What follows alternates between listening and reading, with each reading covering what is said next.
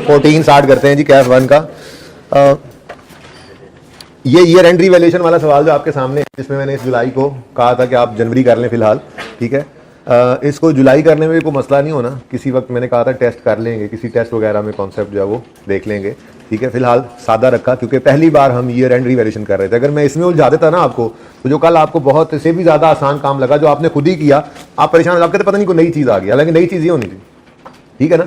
तो बहरहाल यकम जनवरी की बजाय यकम जुलाई भी हो सकता था, ठीक है। तो यकम जुलाई में क्या फ़र्क पड़ना था, मैं सोचता हूँ शायद इसकी बात थोड़ी सी कर लें। लेकिन फिलहाल मुझे ये बताएं, ये सवाल कितने बच्चों ने घर जाके दोबारा किया था? ये बहुत कम बच्चे हैं, पास होने वाले बच्चे यही हैं, मैं बता दूँ।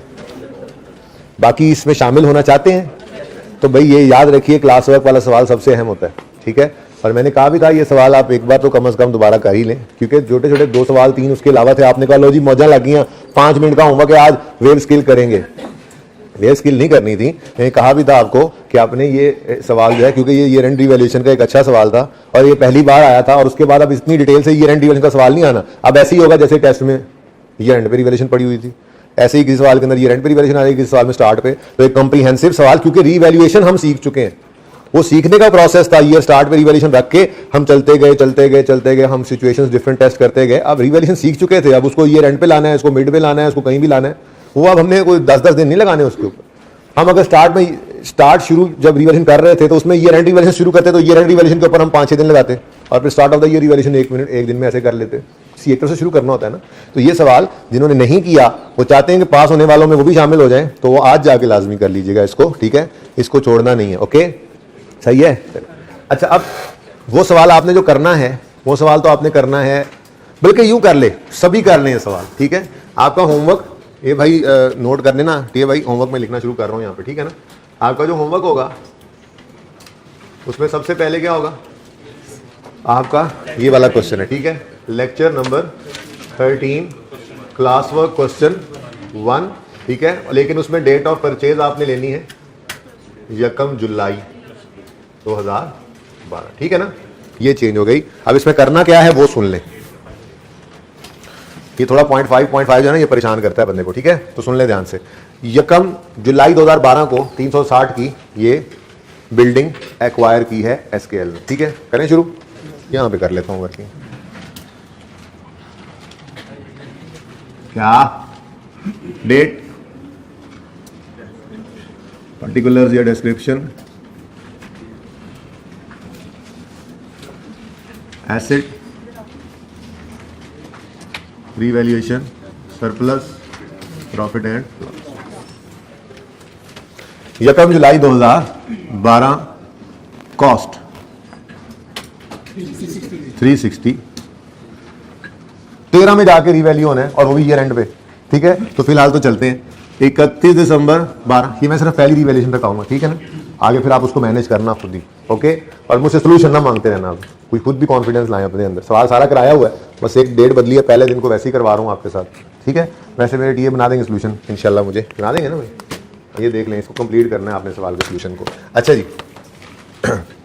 डेप्रीसिएशन 360 डिवाइडेड बाय 10 ईयर्स, ये तो होगी पर ईयर डेप्रीसिएशन निकल आई, पूरे साल कैसे निकल आई।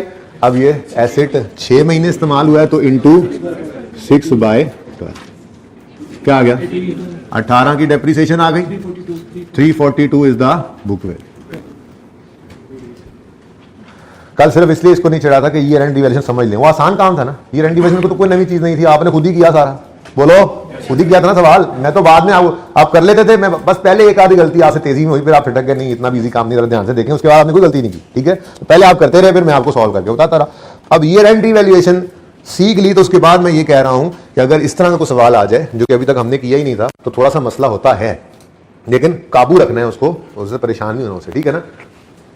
31 दिसंबर 12 की बुक वैल्यू आ गई, फिर पहले 31 दिसंबर 13 तक इसको डेप्रीशिएट करेंगे, करेंगे नहीं करेंगे। Depreciation 36 divided by, straight line था ना, लेकिन ये साल पूरा साल इस्तेमाल होने, 360 डिवाइडेड बाय 10। भाई 18 कैसे यार, तुम 18 कहीं जा रहे हो, मैं इग्नोर कर रहा हूं, तुम कहीं जा रहे हो। वो 6/12 किया था तो 18 आई थी डेप्रीसिएशन। तुमने कहा 18, कहा ना इसने 18, कहा 18, किसी ने तो कहा, किसी ने तो कहा, ठीक है। ये कहता यही है फिर किसी और के दिन में जी 306। बुक वैल्यू आ गई 31 दिसंबर 13 की। इस दिन रीवैल्यू होना है एसेट, तो एक लाइन छोड़कर रीवैल्यू अमाउंट लिखेंगे और वो है कितनी 323। 17 का बदल गया ना सरप्लस भी, कल कितना था? उसकी वजह पता क्या है, एसेट ज्यादा डेप्रिशिएट हो चुका था ना, तो बुक वैल्यू कम थी। बहरहाल छोड़ें इस बात को। अब कोई आईकैप के सोल्यूशन से मैच करे ना जाके अटेम्प्ट का सवाल खोल के ओरिजिनल, तो अब उसका मैच होगा। कल मैंने मना किया था वो आईकैप का सवाल, लेकिन हमने तो उसमें हद कर दी ना। हमने वर्किंग करके सारी एंट्रीज कर ली, सारी एंट्रीज करके हमने नोट भी बना दिया। नोट कर पे बनाया होगा, ऐसा गंदा नोट बनाया तुमने, ठीक है। अच्छा, आईकैप के क्वेश्चन का जो एक्चुअल में जो रिक्वायरमेंट थी वो आपके हैंडआउट के अंदर लिखी हुई थी। आईकैप ने पता क्या कहा था? इस पूरे सवाल में उसने कहा था कि ये सारी जिंदगी जो है ना एसेट की, जो ये 31 दिसंबर 17 तक सिर्फ सरप्लस लॉस की एंट्री करनी है आपने रिवैल्यूएशन पर जो आया। ना आपने एसेट खरीदने की एंट्री करनी है, ना आपने डेप्रिसिएशन एक्सपेंस की एंट्री करनी है, ना आपने ट्रांसफर की एंट्री करनी है, कोई और एंट्री नहीं करनी, सिर्फ सरप्लस की। वो जो यहाँ पर हमारी एंट्री थी चल रही थी, सरप्लस डेबिट, पहले एसेट डेबिट सरप्लस क्रेडिट हुआ, फिर surplus debit profit and loss debit asset credit हुआ, दूसरे मौके पे तीसरे मौके पे जाके फिर क्या हुआ, asset debit profit and loss credit और यूं सरप्लस क्रेडिट। वो 3 एंट्रीज नजर आ रही हैं, 3 रिवैल्यूएशन हुई ना। तीनों रिवैल्यूएशन पे जो सरप्लस या लॉस आया था उनकी जो एंट्रीज हमने की वो टोटल 3 एंट्रीज रिक्वायर्ड थी बस सवाल के अंदर, ठीक है। तो पर्चे की रिक्वायरमेंट पढ़नी है, लेकिन अभी तो हम सीखते हुए तो सब कुछ ही कर लेते हैं ना, ठीक है जी। तो रीवैल्यूड अमाउंट और रिवैल्यूएशन रेवोल्यूशनरी सरप्लस नहीं होता है, नहीं क्या बच्चों को कहते हो, सुना मैंने खुद अपने इन कानों से, रेवोल्यूशनरी सरप्लस। अच्छा जी,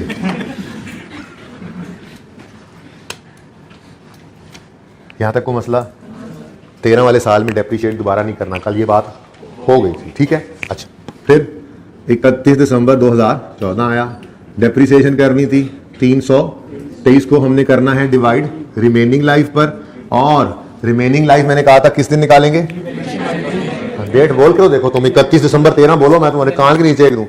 हालांकि बात सही है, 31 दिसंबर 13 पे ही हमने रिमेनिंग लाइफ निकालनी है, लेकिन कॉन्सेप्ट ज़हन में बिठाना है ना।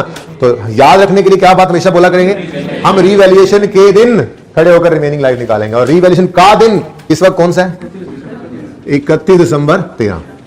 सबकी तवज्जो है, जौक है, नाथ खान कहते हैं जौक है। अच्छा जी, 1 जुलाई 12 को जो एसेट आया 31 दिसंबर 13 तक वो कितने साल चल गया, 1.5 साल। कितने साल चला, हाँ 31 दिसंबर 12 तक 6 महीने और 31 दिसंबर 13 तक पूरा साल, तो कितना साल चल गया, 1.5 साल चल गया। टोटल लाइफ थी 10, बाकी रह गए कितने, टोटल कितनी थी, कितने साल गुजर गए, 1.5 गुजर गया, तो बाकी रह गया 8.5। बस ये मैंने इस वजह से नहीं कल करवाया था, इससे परेशान ना हो जाए, ठीक है डन जी।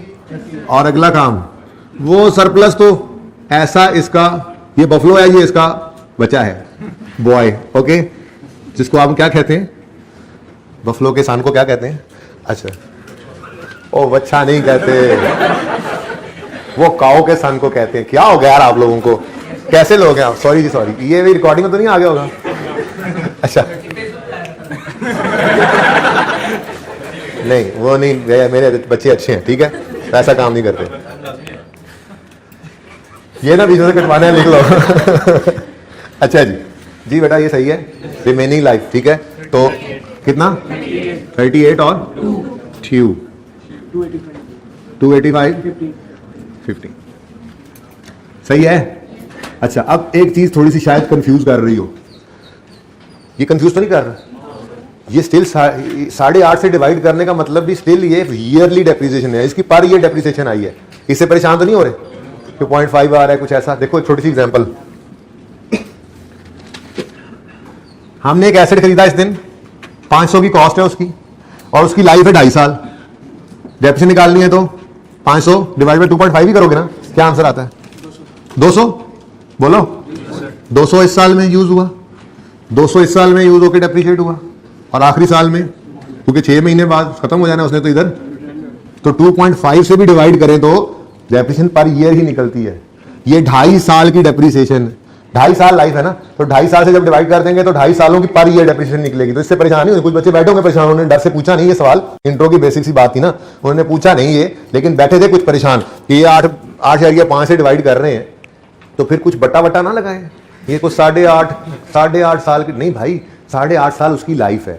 जब हमने लाइफ से डिवाइड किया तो ईयरली डेप्रिसिएशन एक्सपेंस आ रहा है, ठीक है। तो ईयरली डेप्रिसिएशन एक्सपेंस है, तो जिस साल के अंदर वो एंड पे जाकर 6 महीने इस्तेमाल होगा उसमें भी डेप्रिसिएशन काम खुद ही हो जाएगी। ये हर साल की ही डेप्रिसिएशन है और हर साल ये 38 होता जाएगा, 8 साल तक 38 होगा और फिर 9वें साल में ये उसका हाफ आ जाएगा, ठीक है ना, क्योंकि इसकी जिंदगी पूरे 9 साल नहीं है। तो ये बटा जो लगेगा वो चाहे 2.5 ही क्यों ना हो, वो निकालेगा ईयरली डेप्रिसिएशन।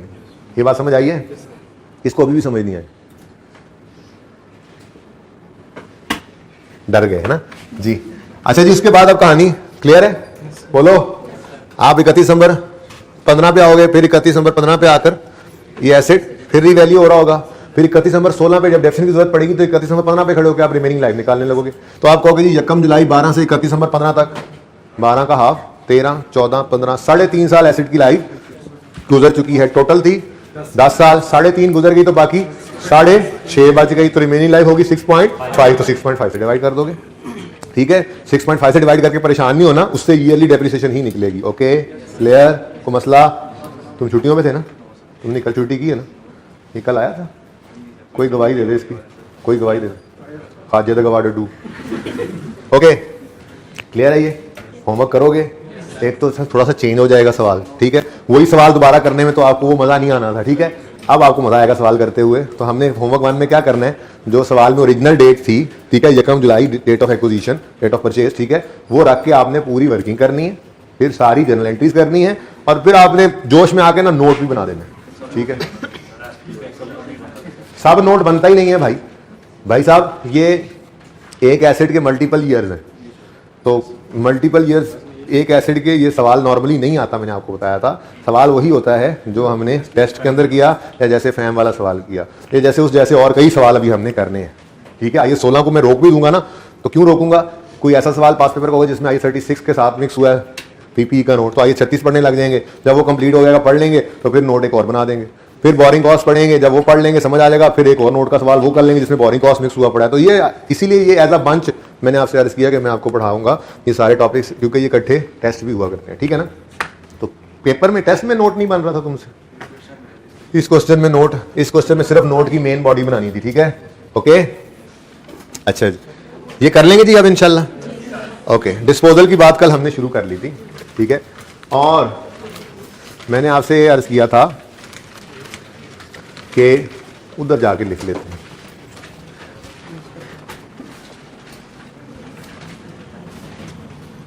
डिस्पोजल की जर्नल एंट्री याद है बच्चों? क्या होती थी? Accumulated depreciation account debit, cash debit और एसिड क्रेडिट, ठीक है।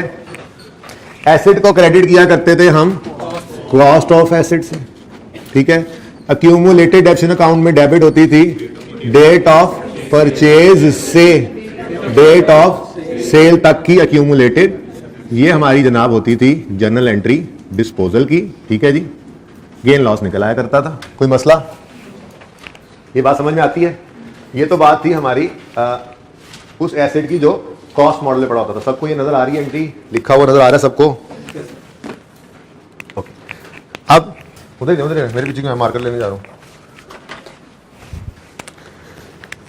कोई तो चलेगा। अब अगर एसेट रीवैल्यूएशन मॉडल पे चला गया है तो आपने कई दफा देखा एसेट अकाउंट में फिर उसकी कॉस्ट नहीं रह जाती थी। शुरू दिन से मैं ये दिखाता आ रहा हूं कि जब एक बार एसेट रीवैल्यूएशन मॉडल पे चला जाए तो जिस साल में ये रीवैल्यू होता है उसी साल और उससे ऑनवर्ड्स एसेट अकाउंट में कॉस्ट नहीं रह जाती, लेटेस्ट रीवैल्यूड अमाउंट नजर आने लग जाती है।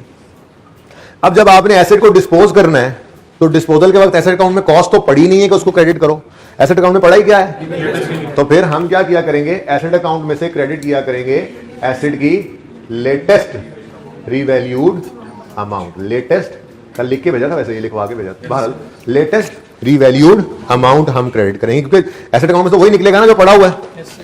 एसेट अकाउंट में से कॉस्ट क्यों क्रेडिट करते थे? क्योंकि एसेट अकाउंट में पड़ी क्या है? कॉस्ट। जब एसेट अकाउंट बुक वैल्यू बना था तो हमने एसेट अकाउंट में से क्रेडिट क्या किया था? डिस्पोजल के बाद क्रेडिट क्या किया था? Book value. क्यों? क्योंकि उस अकाउंट में पड़ी क्या थी? Book value. याद आ रहा है? एसेट अकाउंट कॉस्ट पे बनाया था तो डिस्पोजल के वक्त उसमें से कॉस्ट निकाली थी, क्योंकि उस अकाउंट में पड़ी क्या है? उसकी cost. Asset account book value पे प्रिपेयर करना सीखा था? और बोलो हमने सीखा था, तुम्हें क्या पता, ठीक है। Asset account book value prepare करना सीखा था। तो उस दिन जब डिस्पोजल आया था तो एसेट अकाउंट में से क्रेडिट क्या किया था? कॉस्ट। बुक वैल्यू की थी। क्यों? क्योंकि एसेट अकाउंट में क्या पड़ा था? Book value. अब कोई सा सवाल जिसमें आपने लेजर बनाया हो अपने नोट्स में, ठीक है, हम खोलेंगे तुम्हें नहीं पता लगेगा, ठीक है, कोई सा ऐसा सवाल जिसमें आपने लेजर बनाया हो एसेट का, वो लेजर अपने सामने रखें, आपको नजर आएगा एसेट अकाउंट में कॉस्ट पड़ी थी स्टार्ट में, लेकिन जैसे ही रिवैल्यूएशन हो गई asset account latest revalued amount show करने लग गया।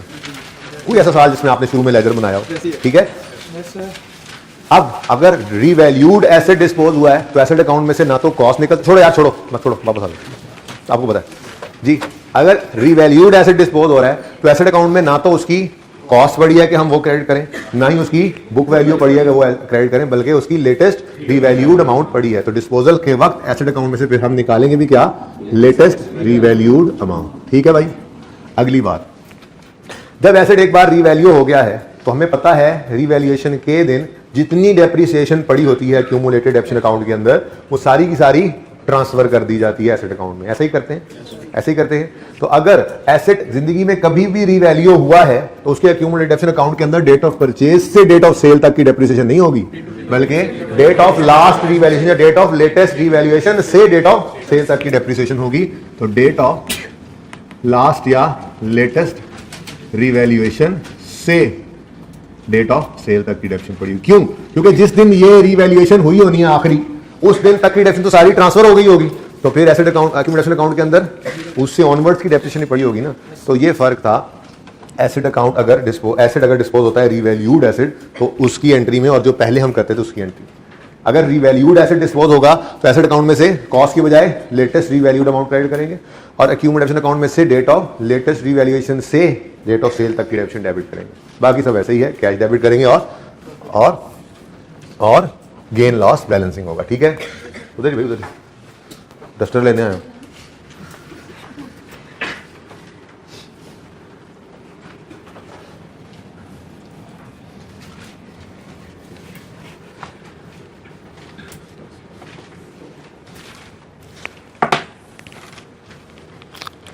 ओके, सवाल हमारे सामने,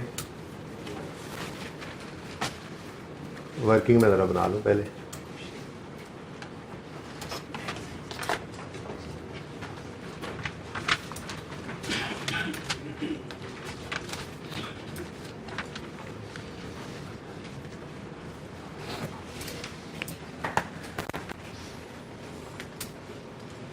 जी, Moin purchased a plant for 300 million on Yakam January 10.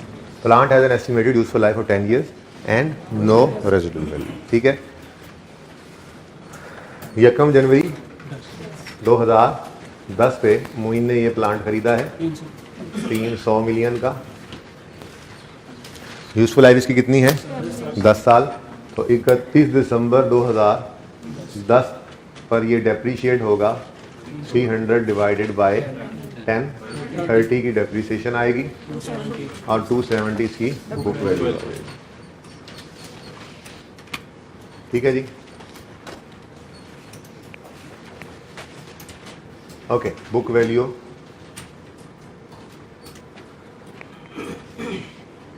उसके बाद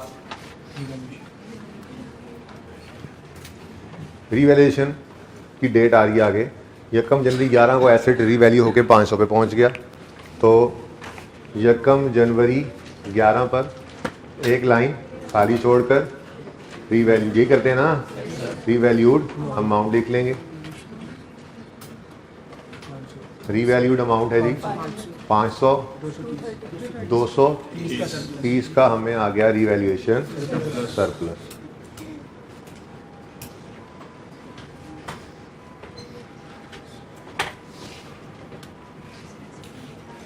यहां तक को मसला? ओके,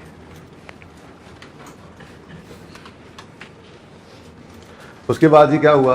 वो कह रहे हैं जी the plant is sold for 750 on 31 March 2011। तो 11 वाले साल में 31 मार्च 11 को ये एसेट क्या हो गया? तो उस दिन तक को तो डेप्रीशिएट करना है ना, 3 महीने जो इस्तेमाल हुआ डिस्पोजल की डेट तक की डेप्रिसिएशन तो निकालनी होती है ना।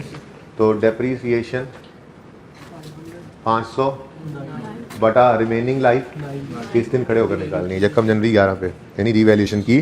तो यकम जनवरी 10 से यकम जनवरी 11 तक कितने साल गुजर गए, एक टोटल लाइफ थी 10, रिमेनिंग डिवाइडेड बाय 9। लेकिन ये एनुअल डेप्रिसिएशन आई, ये एनुअल डेप्रिसिएशन आई, हमें इंटू 3/12 करना पड़ेगा। और ये सरप्लस तो साथ तैयार ही होता है, जो काम एसिड के साथ करें आंखें बंद करके वही सरप्लस के साथ भी कर देते हैं, ऐसे ही है ना जी। कितना 14 की डेप्रिसिएशन आ गई और 6 का ट्रांसफर आ गया, 480 और ठीक है जी।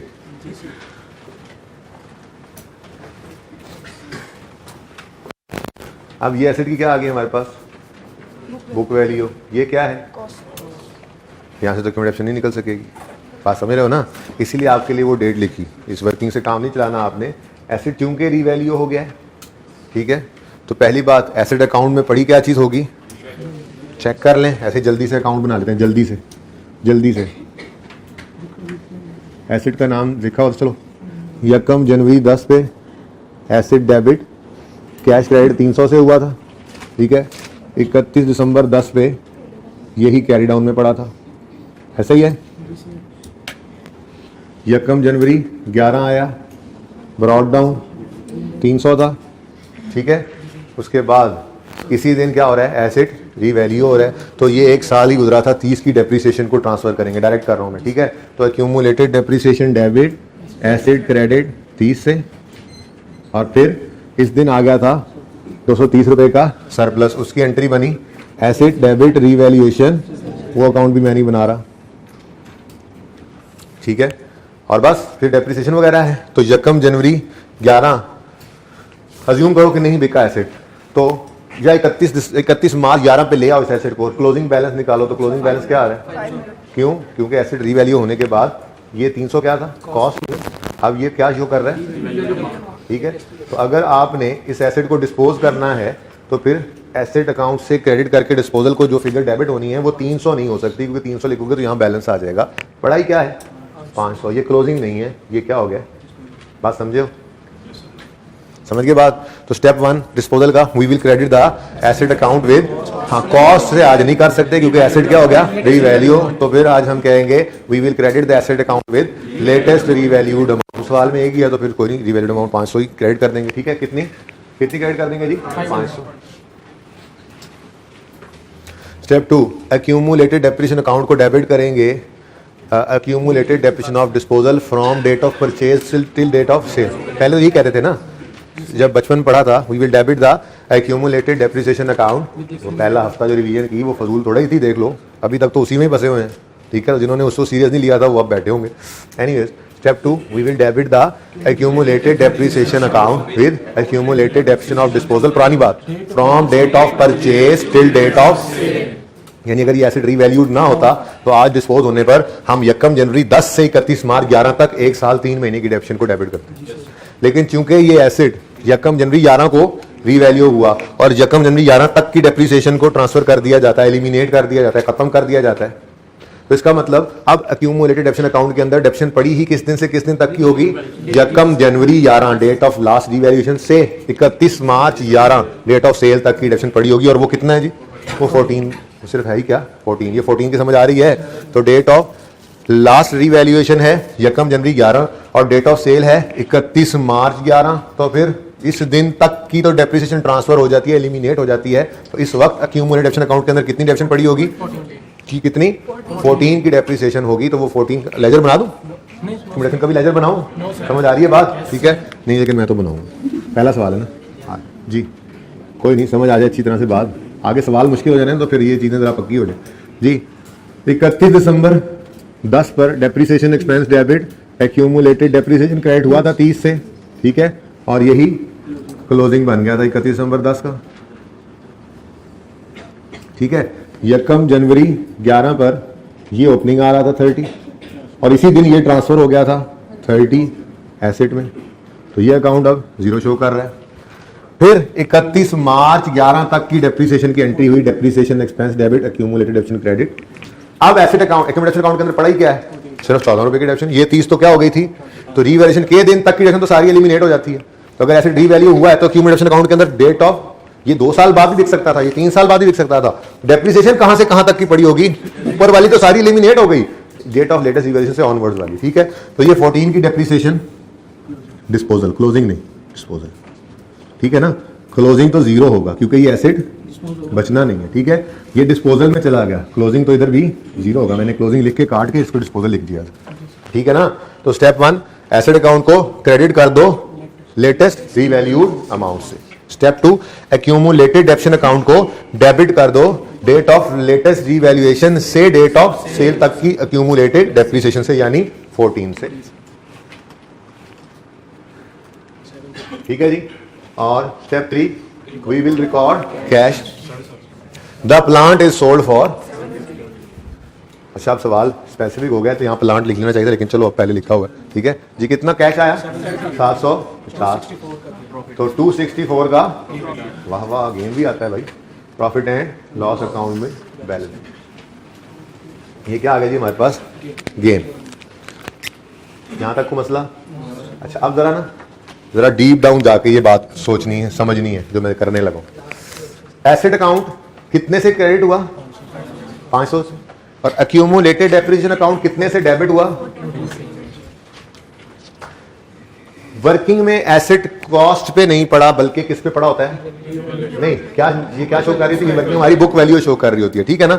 तो यहां पे तो दोनों पड़े थे अलग। जैसे हम वर्किंग से अगर एसेट अकाउंट को मैच करते तो मैं कहता था एसेट का क्लोजिंग और एक्यूमुलेशन का क्लोजिंग नेट करो तो वर्किंग से मैच करेगा, ठीक है ना। ऐसे ही ये जो एसेट का डिस्पोजल है, इसमें एसेट अकाउंट 500 से क्रेडिट हो रहा है और एक्यूमुलेटेड डेप्शन 14 से डेबिट हो रहा है, दोनों को नेट करो 480।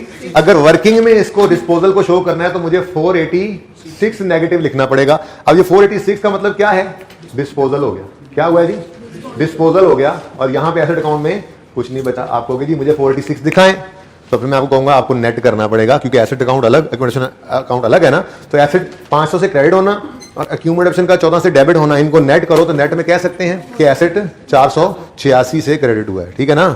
और सही है, ये बात समझ आई है। नहीं भी समझ आई तो जो पढ़ा हो उसको फेंक दो बाहर, डिस्पोजल, ठीक है। यहां तक कोई मसला तो नहीं है। अच्छा, ये 486 ऐसे समझ नहीं आता, वरना डिस्पोजल की समझ आ गई थी। डिस्पोजल की एंट्री होगी, एसेट अकाउंट में से रिवील्ड अमाउंट निकाल के फेंक दी, लेटेस्ट एक्यूमुलेशन अकाउंट में जितनी उसकी डेप्शन पड़ी थी वो भी निकाल के फेंक दी, डन, सही है। एसेट तो डिस्पोज हो गया। अब एसेट तो जाते, एसेट 0 है, लेकिन इसी एसेट से रिलेटेड एक सरप्लस वो अभी भी नजर आए जा रहा है कि नहीं मसला। एक एसेट ही सिरे से नहीं रहा और आप उसका एक अनरियलाइज्ड गेन शो कर रहे हैं अपनी किताबों में, जबकि वो असल में बिक गया है और जो गेन शेन है वो रियलाइज हो गया है। तो फिर आप क्या करें भाई, इस 224 के साथ आज तक जो करते आए वही करना है। हमेशा क्या करते हैं, इसको आहिस्ता आहिस्ता रिटेन अर्निंग में फेंकते हैं ना। आज जब बिक गया है तो सारे का सारा इकट्ठा ही उठा के कहां फेंक दो। तो एक और चेंज जो रिवैल्यूड एसेट के डिस्पोजल केस में आएगी वो ये होती है कि एक एंट्री एक्स्ट्रा करनी पड़ेगी, जितना अगर कोई सरप्लस, लॉस ही पड़ा होता पहले फिर कुछ नहीं करना था, ठीक है। अगर कोई सरप्लस पड़ा हो तो उस सरप्लस को रिवैल्यूएशन सरप्लस के अकाउंट से डेबिट कर देना है। देखो ना, माइनस करेंगे तो खत्म होगा ना। ये 224 पड़ा है, इसको भी खत्म करना है। खत्म करने के लिए माइनस करोगे कि नहीं, तो क्रेडिट नेचर की चीज है, माइनस मतलब डेबिट। तो रिवैल्यूएशन सरप्लस डेबिट, और वही एंट्री है, वो इंक्रीमेंटल डेप्शन की बेस पर आहिस्ता आहिस्ता लेकर जाते थे। ये जितना पड़ा था सारा ही ले गए, कितना नहीं? असल में ना आज वो बात करने का दिल भी कर रहा है जो पहले दिन थोड़ी सी की थी। हम अनरियलाइज्ड गेन को ना स्टार्ट ऑफ द ईयर कहते हैं जी ऐसे डिवैल्यूएशन सरप्लस है, ये गेन अभी रियलाइज अनरियलाइज्ड है। ये क्या है? अब एक साल इस्तेमाल करते हैं ना एसेट, तो साल के एंड पे कहते हैं इतना फायदा तो हमने इससे ले लिया, तो इतना इसका गेन रियलाइज बना लो अनरियलाइज में से। जो ट्रांसफर की एंट्री करते हैं ना, डीप डाउन जाकर सोचे ना, तो इसके अंदर ये कॉन्सेप्ट है कि हम स्टार्ट ऑफ द ईयर क्या कह रहे हैं, हमने रिवैल्यूएशन की साल के पहले दिन, उसमें सरप्लस आ गया 500 का, हम कह रहे हैं ये सारे का सारा क्या है, अनरियलाइज्ड है। अब साल इस्तेमाल किया जब उस एसेट को, तो उससे फायदा लिया है ना, एसेट को इस्तेमाल करके तो फायदा ही आता है। तो जब उसे ये फायदा लिया है तो हम कहते हैं यार इसकी लाइफ अगर बाकी 10 साल है ना, तो उसमें से 1 साल का फायदा तो हमने ले लिया, तो वो जो अनरियलाइज्ड गेन पूरा 500 पड़ा है उसमें से यूं समझो 10वां हिस्सा अब रियलाइज कर सकते हैं। इतना फायदा उससे हमें आ चुका है, ये रियलाइज हो चुका है, तो रिवैल्यूएशन सरप्लस को डेबिट करके रिटेन्ड अर्निंग्स को क्रेडिट कर लो। डीप डाउन जाकर ये साइंस होती है इसकी, लेकिन ये समझ नहीं आई, बहुत अच्छी बात है, जो काम कर रहे हैं वो ठीक ही कर रहे हैं, ठीक है। तो revalue surplus debit retained earnings credit की एंट्री, जिनको ये समझ आई वो क्या कहते हैं, हम थोड़ा सा रियलाइज कर लिया, वहां समझ नहीं आती तो खैर है, यहां तो आसानी समझ आ जाएगा। क्या एसेट दरअसल बिक गया है, एसेट दरअसल बिक गया है। अब दरअसल बिक गया है तो कोई भी गेन अब इस पे अनरियलाइज, तो जो अनरियलाइज गेन पड़ा था वो सारे का सारा आज क्या कर लो, रियलाइज बना लो, रीवैल्यू सरप्लस को खत्म करो और रिटेन्ड अर्निंग को क्रेडिट कर लो, और ठीक है, सही है। अब देखो तो ये दोनों ही गेन्स प्रॉफिट एंड लॉस, एक तरह से दोनों प्रॉफिट लॉस भी है, रिटेन्ड अर्निंग नहीं जा रहा है ना, ठीक है, ये दोनों ही गेन चले गए हैं, ठीक है। एक्चुअल में ये गेन बनता ही इतना है, ये सारी बातें आज ही कर रहा हूँ, आगे नहीं होंगी फिर, एक्चुअल में गेन बनता ही इतना है। देखो हुई है ना, हुई है ना, रीवैल्यू सरप्लस यकम जनवरी 11 को आया 230, फिर 31 मार्च 11 तक ये 6 की एंट्री होगी ना रिटेन्ड अर्निंग। अब बच कितना गया, तो ये 224 ही तो मैंने यहां से दोबारा अलग से किया, तो ये अलग अलग ही शो करेंगे। वो इंक्रीमेंटल डेप्शन की बेस पे 600 गया, किसने पूछा सवाल, सवाल किसने पूछा, हाँ ये इंक्रीमेंटल डेप्शन की बेस पे अलग गया, ये जाना दोनों रिटेन्ड अर्निंग में ही है। हो सकता है statement of change in equity जब हम बनाएंगे जाके तो दोनों को इकट्ठा ही लिख दें, मसला नहीं है, ठीक है, ठीक है, लेकिन गया ये डेप्रिसिएशन की वजह से, इंक्रीमेंटल डेप्शन की वजह से था, और ये सेल होने पर चला गया, ठीक है।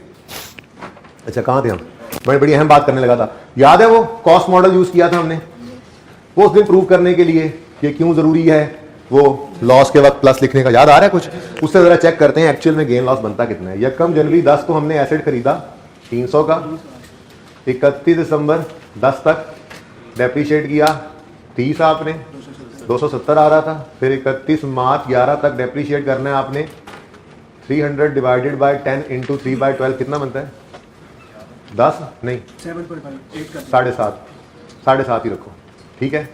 बुक वैल्यू नहीं नजर आ रहा तो बोल तो रहा हूँ ना, 300/10 इंटू 3/12 262.5, ये क्या आ गया जी, बुक वैल्यू।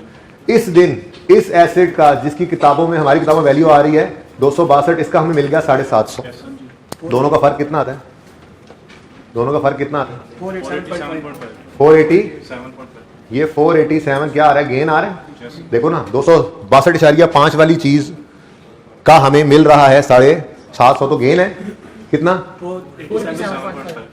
तो ये अगर रिवैल्यूएशन मॉडल पे ना जाते तो ये डिस्पोजल के दिन 487 या 5 का गेन आ जाता हमें, रिवैल्यूएशन की वजह से तो नुकसान नहीं हो गया। आज तो हमें 264 का सिर्फ गेन आ रहा है डिस्पोजल पे, ये डिस्पोजल पे गेन 264 भी है, और एक ये अनरियलाइज्ड को भी हमने रियलाइज्ड बनाया, दोनों को टोटल करो तो ये दोनों का टोटल कितना आ रहा है 480, राउंड हो गया ना 486 आ, 6 जो भी है, ठीक है, इसको राउंड कर लो यार, इसको 8 करो, इसको 8 करो, ठीक है, एग्जैक्ट फिगर आया 262 और 750 का फर्क 488 आ गया। तो अगर हम ऐसे एसेट को एक्चुअल में बेचते कॉस्ट मॉडल वाले हिसाब से तो 488 का गेन आता, आपने रिवैल्यूएशन मॉडल पे लेकर आया आप और आपने बेचा तो नजर आ रहा है आपको सिर्फ 264 का गेन आया, तो आप कहोगे यार ये तो नुकसान की बात है रिवैल्यूएशन मॉडल, भाई नुकसान की बात नहीं है, यहाँ पे तो सारा गेन इकट्ठा आज ही आया। इधर देखें तो हमने कुछ गेन अनरियलाइज्ड कहकर रिवैल्यू सरप्लस में रखा हुआ था, एक्चुअल में आज हमें 264 का गेन ये आ गया, और एक 224 का गेन हमने अनरियलाइज से रियलाइज बना लिया, इन दोनों का टोटल वही 480 बन रहा है, तो अल्टीमेटली बात वहीं पहुंच जाती है, कोई फर्क नहीं है।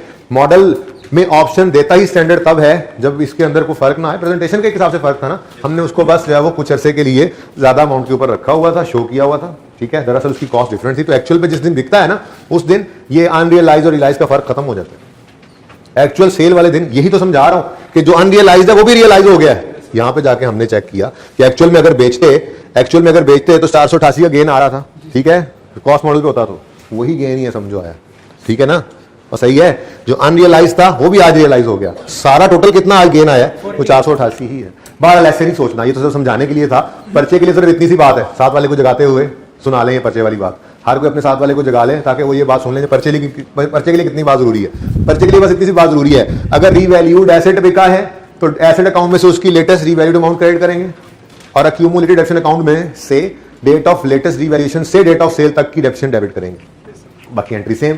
फिर रिवैल्यूएशन डिस्पोजल के दिन जितना रिवैल्यूएशन सरप्लस के अकाउंट के अंदर बैलेंस पड़ा होगा वो सारे का सारा ट्रांसफर कर देंगे कहां पे, डिस्पोजल पे, तो रिटेन्ड अर्निंग्स के अकाउंट, यानी कि डिस्पोजल हो गया उसका, ठीक है ना, बात समझ गए हो, तो बस इतना सही है, डिस्पोजल रीवैल्यूड एसेट का नोट करना है तो कर लें।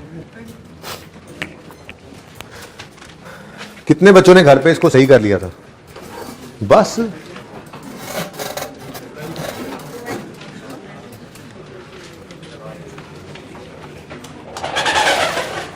ओके, ये क्वेश्चन नंबर 2 कितने बच्चों ने अटेम्प्ट किया है?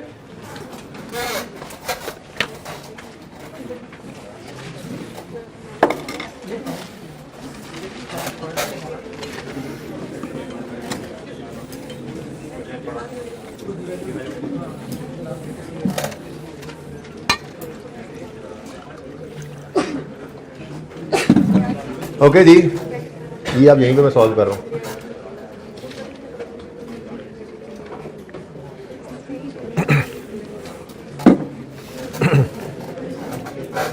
यकम जनवरी 17 पे एसिड खरीदा है।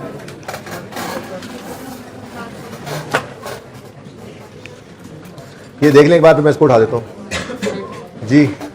यकम जनवरी 17 पे एसिड खरीदा है, 700 उसकी कॉस्ट है, 15 साल उसकी लाइफ है, रीवैल्यूड ऑन यकम जनवरी 18 8,000। तो कुछ ना कुछ तो नजर आता भी रहेगा। चमक ऊपर ही पड़ती है मेरे ख्याल से, यहाँ नहीं पड़ती। अच्छा जी ओके, तो यकम जनवरी 2017 पर ये एसिड हमने खरीदा 700 रुपये का। 31 दिसंबर 17 तक कुछ भी नहीं हुआ, सिर्फ डेप्रीशिएट हुआ। 700 लाइफ थी 15 साल, 47 650 इसकी आ गई बुक वैल्यू। और इस दिन ही ये क्या हो रहा है, यानी कि इससे अगले दिन क्या हो रहा है, तो यकम जनवरी 18 पर रीवैल्यू हो रहा है, तो एक लाइन खाली छोड़कर रीवैल्यूड अमाउंट लिख लेंगे। कितनी है जी? तो रीवैल्यूएशन 347 पर रीवैल्यूएशन सरप्लस आ गया। ठीक है जी। अब ये सरप्लस हमारे पास, ये एसेट चल रहा था, ये रिवैल्यूएशन सरप्लस आ गया 347। अब ये एसेट 31 मई 18 पे बिक गया। 31 मई 18 तक 5 महीने इसको डेप्रीशिएट करो। 1000 बटा 15, रिमेनिंग लाइफ यकम जनवरी 18 पे निकाली आपने 14 ईयर्स इंटू 5/12, और साथ ही ये काम इसके साथ भी कर दिया करें, डिवाइडेड बाय 14 इंटू 5/12 जी 30 और 10 380। अच्छा, उसके बाद रिक्वायरमेंट क्या है? Journal entry to record above transactions लिखा हुआ है। खैर वैसे तो सारी एंट्रीज कर देनी चाहिए, लेकिन मैं बाकी ज़बानी करूंगा और डिस्पोजल वाली एंट्री जो है वो लिख लेते हैं। ठीक है। Acid debit cash credit 700, depreciation debit accumulated deduction credit 47, फिर accumulated deduction debit acid credit बोलो 47, याद आ रहा है, और फिर acid debit revalue surplus credit 347, depreciation debit accumulated deduction credit 30, revalue surplus debit retained earning credit 10। कोई मसला? अब बात आती है डिस्पोजल की। तो एसिड डिस्पोज हो गया, तो फिर एसिड अकाउंट में से हमें इसकी लेटेस्ट रीवैल्यूड अमाउंट ही मिलेगी ना, वो हमें क्रेडिट करनी पड़ेगी। तो कितनी है लेटेस्ट रीवैल्यूड अमाउंट? यहाँ पे कर लेते हैं, यहाँ पे मैंने रिकॉर्डिंग में देखा था, नज़र सही आता है। एसिड अकाउंट में से लेटेस्ट रीवैल्यूड अमाउंट क्रेडिट करेंगे, वो कितनी है जी? 1000। एक्यूमुलेटेड डेप्रिसिएशन अकाउंट को डेबिट करेंगे लेटेस्ट रीवैल्यूएशन से डेट ऑफ सेल तक की डेप्रिसिएशन। अब एसेट चूंकि यकम जनवरी 18 पे रीवैल्यू हुआ था, तो यकम जनवरी 18 तक की डेप्रिसिएशन तो एलिमिनेट हो चुकी है, वो तो ट्रांसफर हो चुकी है। ठीक है, तो फिर अब एक्यूमुलेशन अकाउंट के अंदर पड़ी होगी यकम जनवरी 18 से 31 मई 18 तक की डेप्रिसिएशन। भाई ये आवाज़ रुक रही है बार बार स्पीकर की, सही जा रही है, कॉन्टिन्यूसली आ रही है ना, रुकी तो नहीं अभी तक? रुके तो बता दिया करो। अच्छा जी, तो यकम जनवरी 18 से 31 मई 18 तक रुकी हुई है ना? मुझे लग रहा था, पता नहीं आप लोगों को क्यों नहीं लग रहा था। किसी वक्त आती है, किसी वक्त रुक रही है, तो ये बताना है आपने। आप किसी को मैसेज कर दें जी, मैसेज कर दें किसी को, बस ठीक है, मुझे पता लग गया, मुझे खुद ही पता लगता है, आप ना बताया करें। अच्छा, वक्त पा लेना है मैंने जी। यकम जनवरी 18 से 31 मई 18 तक डेप्रीसिएशन जो है वो हमारे पास एक्यूमुलेशन अकाउंट के अंदर इकट्ठी हुई पड़ी होगी, तो उसको हम यहाँ से निकाल देंगे। और वर्किंग में नजर आ रहा है वो कितनी है? 30। आसानी है, ठीक है ना। तो 30 की डेप्रीसिएशन एक्यूमुलेट हुई पड़ी थी आज तक, डेट ऑफ रीवैल्यूएशन के बाद से आज तक, उसको हमने डेबिट कर दिया। ठीक है। थर्ड है जी, कैश को डेबिट करेंगे, कितना है? 10,050, सॉरी 1,050। तो asset is disposed of on 31 May for 1,050। ठीक है जी। तो 80 रुपए का गेन आ गया प्रॉफिट एंड लॉस अकाउंट में, ये बैलेंसिंग फिगर। लेकिन साथ ही आपको, अच्छा देखो, अब देखो देखो देखो, एसेट अकाउंट कॉस्ट पे एक्यूमुलेशन अलग है, इन दोनों को नेट करो अगर, तो ये क्या बन रहा है, यानी कि यूं कह लें नेट में 970 का एसेट गया है, एसेट की कॉस्ट 1000 से क्रेडिट हुई, एक्यूमुलेशन 30 से डेबिट हुई, तो कह सकते हैं ना नेट में, ये एक्यूमुलेशन का मतलब ये भी होता है ना, स्लैश एसेट, एक्यूमुलेशन को एसेट भी तो कहते हैं ना, depreciation expense debit asset credit, ये भी एक एंट्री है, depreciation expense debit accumulated depreciation credit, ये भी एक एंट्री है, यानी एक्यूमुलेटेड डेप्रिसिएशन का बढ़ना दरअसल एसेट की कमी है, या एक्यूमुलेशन का कम होना ये एक तरह से एसेट का बढ़ना है, तो ये एसेट बढ़ ही रहा है ना।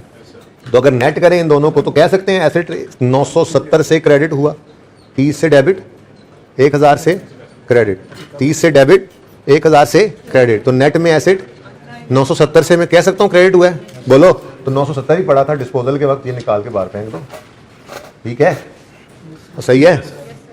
नेक्स्ट मसला क्या होगा, एसेट तो चला गया, एसेट अकाउंट में से आपने कॉस्ट निकाल के फेंक दी, एक्यूमुलेशन में से उसकी एक्यूमुलेशन निकाल के फेंक दी, वो तो सब हो गए दोनों जीरो, वो तो दोनों हो गए, ये अज्यूम करें ना अभी एक ही एसेट, अभी अगले सवाल करेंगे मल्टीपल एसेट्स आएंगे, उनमें से एक दो बिकेंगे बाकी रह जाएंगे, तब देखेंगे, गेम तब ऑन होगी सही। बहरहाल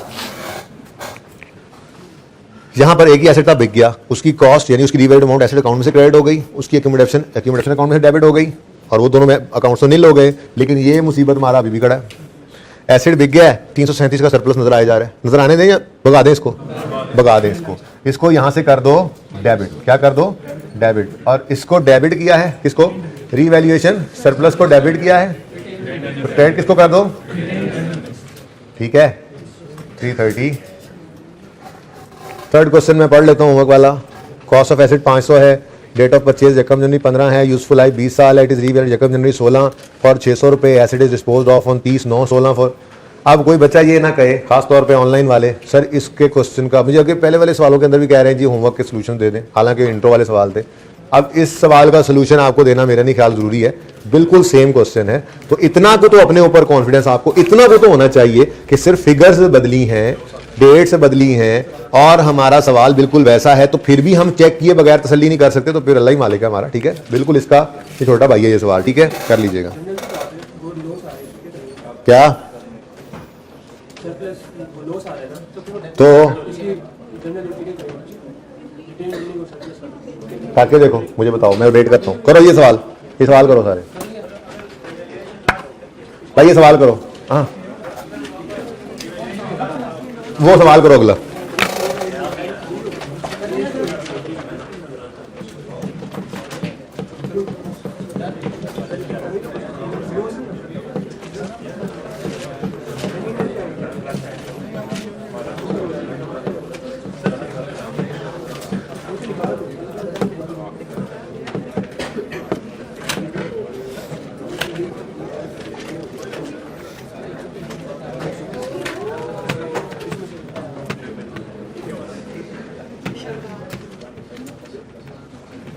mid of the year evaluation ना कर लें इसके बाद, mid of the year evaluation ना कर लें इसके बाद। भाई आपने इसको भी इंश्योर किया करें कि मेरी क्लास शुरू से पहले ये माइक भी इसकी बैटरी बदल के जाया करें, आइंदा बंद हुई ना फिर देखना मैं सब करता लड़ाई हो जाएगी। कौन आया देखें जरा, कौन आया, अब्दुल्ला भाई इसकी बैटरी लाजमी क्लास से पहले चेंज किया करें यार, बिल्कुल, चाहे उसी एक क्लास पहले डालिए ना, मेरी क्लास से पहले चेंज कर दिया करें प्लीज।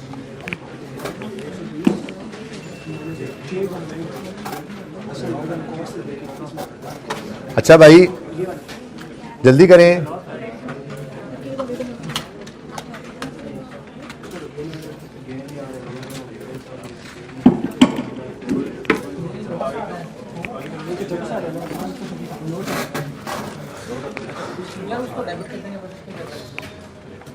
भाई करो एंट्री, बातें किए जा रहे हो।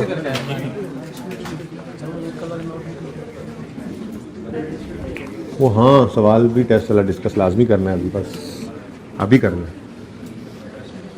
कितने बच्चों ने टेस्ट नहीं दिया, नहीं दिया, पीछे चले जाओ जरा, टेस्ट डिस्कस करने लगे हैं। बाकी मैं अटेंडेंस सीट मंगवाता हूँ, पीछे चले जाओ। और जी एक तुमने छुट्टियाँ की, ऊपर तुमने टेस्ट भी नहीं दिया कल। और जी और जल्दी करें, पीछे चले, पीछे चले, पीछे चले। जो पकड़ा गया क्लास से बाहर जाएगा, कल भी बाहर रहेगा। पीछे चले जाए। मैं अभी टीए को मैसेज कर रहा हूँ, अटेंडेंस शीट ला रहे हैं, बराए मेहरबानी पीछे चले जाए बच्चे।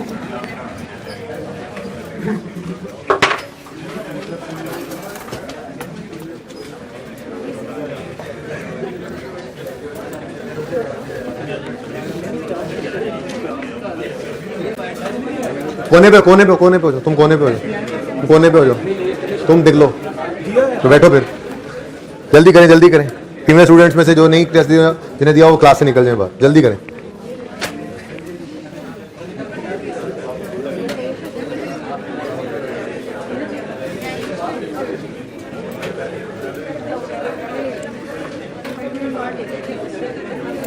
अभी आ रहा है जी। और अब जो बैठे हुए में से टेस्ट ना दिए हुए पकड़ा गया, वो क्लास से बाहर जाएगा और कल भी बाहर रहेगा, और फिर देखेंगे कि उसको क्लास में हमने बिठाना है या नहीं। ओके जी, क्वेश्चन करते हैं जल्दी से। यकम जनवरी 15, कॉस्ट है 500, 31 दिसंबर 15, लाइफ कितनी थी इसकी?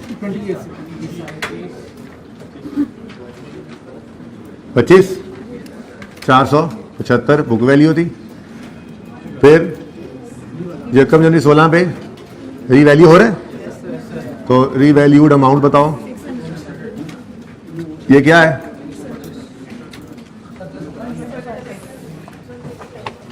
200, 125 का। फिर आप क्यों कह रहे हैं लॉस है?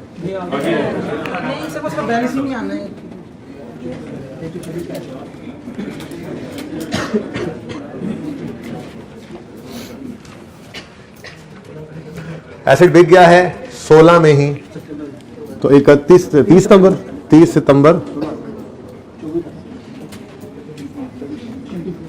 600 बटा 125 बटा 19, 9 बटा 12 जी, 500,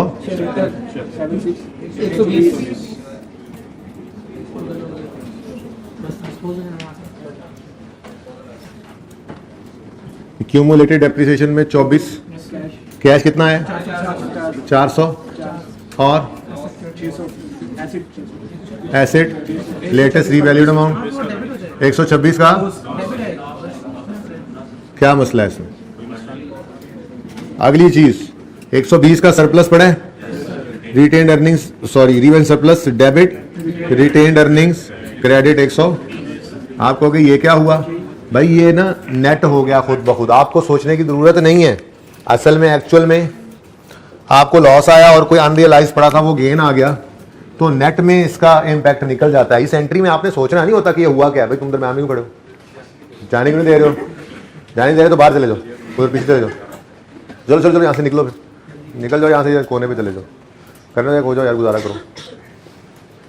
उन बेचारों ने टेस्ट दिया तुम्हारी वजह से, फिर भी तकलीफ हो रही है उन्हें, बेशरम इंसान। भाई टी है, जब आ जाए तो मुझे बता दीजिएगा, ठीक है?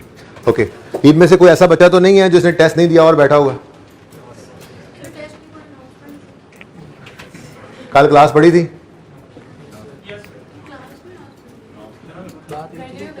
क्लास में मैंने बता दिया था। अच्छा, ये चले छोड़े।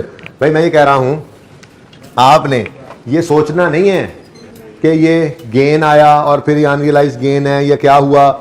या इस सवाल में अगले में देखा भी गेन आ रहा था, दोनों तरफ से डिस्पोजल पे भी गेन आया और ये रिटेन्ड अर्निंग्स में भी हमने अनरियलाइज को रियलाइज करके फेंक दिया, और आज सवाल के अंदर लॉस आ गया। तो अब क्या हो रहा है? कुछ भी नहीं हो रहा। कॉस्ट मॉडल पे देख लो, पता लग जाएगा।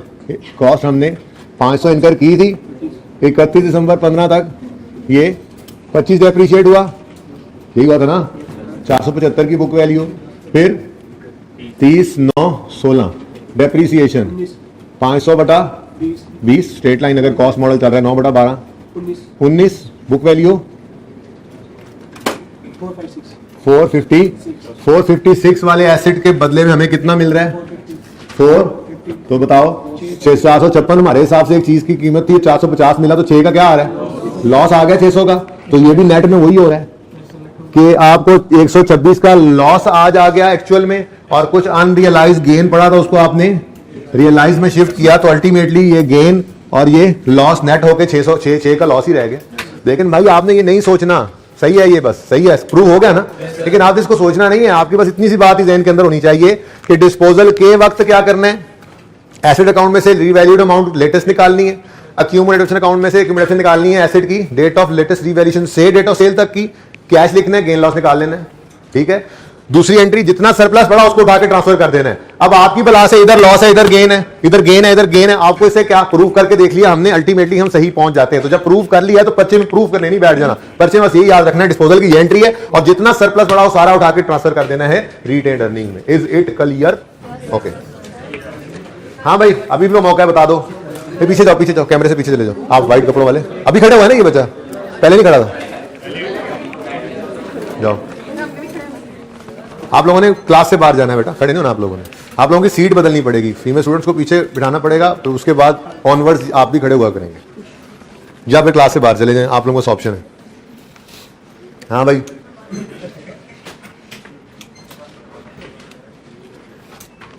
फीमेल स्टूडेंट में से किसने टेस्ट नहीं दिया हुआ?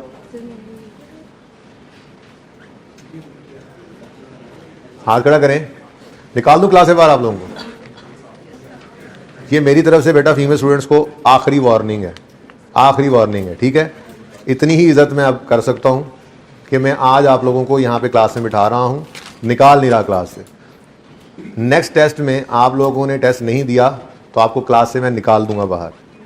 ये नहीं कि पहले आना नहीं, आना ज़रूर है, फिर यहाँ पे आना है, फिर मेरे से, क्योंकि पढ़ाना भी काफ़ी कुछ होता है। जब टेस्ट की डिस्कशन होनी शुरू होगी तो मैं क्लास से निकाल दूंगा, और दिल करेगा तो अगले दिन बैठने दूंगा, दिल करेगा तो नहीं बैठने दूंगा। तो इंसानों की तरह पढ़ना है या ना पढ़े, ठीक है ना, या पढ़ना शुरू कर दें या छोड़ दें क्लास,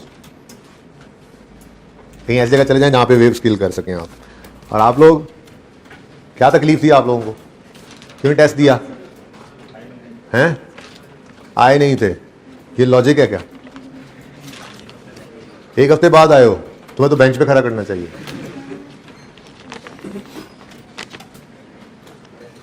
पीछे चलो, ये आप तो वहां भी चलो, पीछे भाई टेस्ट दे के बैठा हुआ है, तुम्हारी कमर देखने के लिए बैठा हुआ है क्या? बाकी सबने टेस्ट दिया हुआ, लेट्स चेक। अपना आईडी बताओ। 160 इसमें है, पक्की बात है? नजर नहीं आ रहा भाई, देखो ये 16074 आ गया,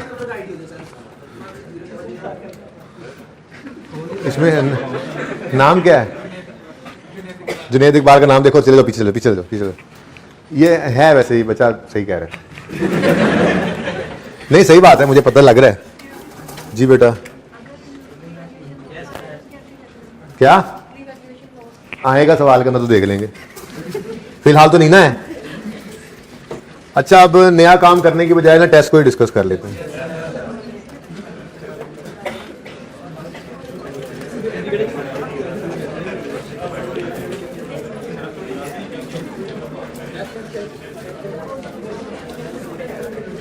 हाँ भाई, मिला जुनेद का नाम, साथ को पता लग जाता है कौन फ्रॉड। अभी पता है मुझे एक दो जो फ्रॉड लगा के बैठे हैं, कोई बात नहीं, खैर है, उनको उनका नुकसान उठा लेना पड़ेगा जब बारी आएगी। तो यार ये बिटा तो 6 महीने का नुकसान उठाना पड़ेगा, यहाँ से मिटाना शुरू करो, सिर्फ वो होमवर्क वाली लाइन छोड़ देना, ठीक है ना यार। तुमसे मुझे ये उम्मीद नहीं थी, वाइट शर्ट, तुमने भी टेस्ट नहीं दिया।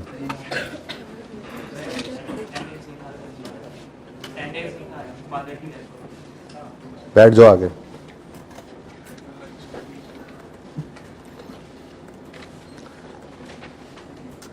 अच्छा जी, बाकी भाई सबकी कोई तकलीफ थी ना, जेन्युइन तकलीफें थी ना, ठीक है। जिसको लगता है कि मेरी तकलीफ बहुत जेन्युइन थी वो बता के बैठ सकता है।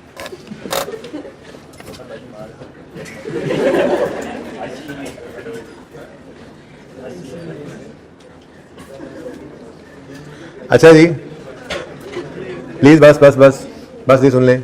देखें बेटा, आप लोगों का ही फायदा है, आप लोगों के टेस्ट सारे के सारे, अच्छा टेस्ट भी देना ईमानदारी से, ठीक है। आपको टेस्ट रूम के अंदर इन्विजिलेटर भी नज़र आ रहा है भाई, जो घर बैठे हुए हैं उनके ऊपर कोई भी इन्विजिलेटर नहीं है ना, तो ये काफ़ी है कि हमने आईकेप के लिए खुद को तैयार करना है। यहाँ पे आप मुझसे आके लड़ते हैं, नाराज़ होते हैं, सर आपने टेस्ट में जो है वो पढ़ाया ये था, टेस्ट में ये आ गया। ओ भाई यहाँ पे आपने क्या निशाने इधर लेना है, सारे नंबर सारे टेस्ट में सारे नंबर लेकर। यहाँ पे तो हमने तैयारी करनी है, मुश्किल सिचुएशन से गुजरते रहना है, बार बार दिमाग को तैयार करना है इसके ऊपर कि अनसीन आए तो क्या करना है तुमने दिमाग, ठीक है। तो वो दिमाग को चलाना सीखना है हमने। तो टेस्ट मुश्किल हुआ करेगा, एक दो स्टेप्स आगे हुआ करेगा, इसको समझ लें अपने आपकी ज़िंदगी का ये हिस्सा है, ठीक है ना। इस सेशन के अंदर आपके हर टेस्ट के अंदर ये होगा, ना कभी हो तो शुक्र करना, ठीक है। तो एक्सपेक्ट करना है, रोला नहीं डालना, रोना नहीं है, ठीक है। आप लोगों ने तैयारी करनी है ICAP की, और ICAP की तैयारी के लिए आपको बहरहाल ये काम करना ज़रूरी है आपके लिए, ठीक है। स्टेप बाय स्टेप आप जहन को तैयार करते चले जाएं, ओके। अच्छा, उसके बाद ये इतना मुश्किल सवाल नहीं था, सिवाय इसके कि पढ़ाया हुआ था start of the year revaluation. Test में मैंने आपसे ईयर एंड की रिवैल्यूएशन पूछ ली, तो भी क्या हुआ, कुछ नहीं होता, थोड़ा सा दिमाग को ही चलाना था ना कि उसूल रिवैल्यूएशन के वही। अच्छा, फिर मजे की बात है, क्लास में ना मैं ये बातें किया भी करता हूँ। जैसे मैं क्लास में कई बार ये बात कर चुका था कि भाई रिवैल्यूएशन यही है, सीख लो। रिवैल्यूएशन एक बार सीख लोगे तो रिवैल्यूएशन चाहे फिर स्टार्ट ऑफ द ईयर है, चाहे एंड ऑफ द ईयर है, चाहे मिड ऑफ द ईयर है, उसूल यही रहने हैं। ये बात मैंने मल्टीपल टाइम्स क्लास में बोली थी। तो फिजिकल क्लास वालों को तो फिर जहन में आ जाती है, जो ऑनलाइन वाले हैं ना 2x पे करके सुन रहे होते हैं, कभी 3x पे करके सुन रहे होते हैं, उन्हें क्या समझ आनी है, ठीक है ना। तो बहरहाल MCQs में कोई मसला आया हो, MCQs का सोल्यूशन जो है वो जरा देख लें एक नजर। ऑप्शन बी था पहले MCQ का, लिख लें अपने पास ताकि इसको चेक कर सकें और ट्राई कर लेना, ठीक है। ट्राई करना घर पे, अगर फिर भी ना हो तो ऑप्शन बी है करेक्ट ऑप्शन ए का, ठीक है। और ₹562,500 ये आंसर है MCQ बी का। ये लिख लें अपने पास, इसको एक दफा ट्राई कर लीजिएगा, इसको चेक कर लेंगे फिर, ठीक है।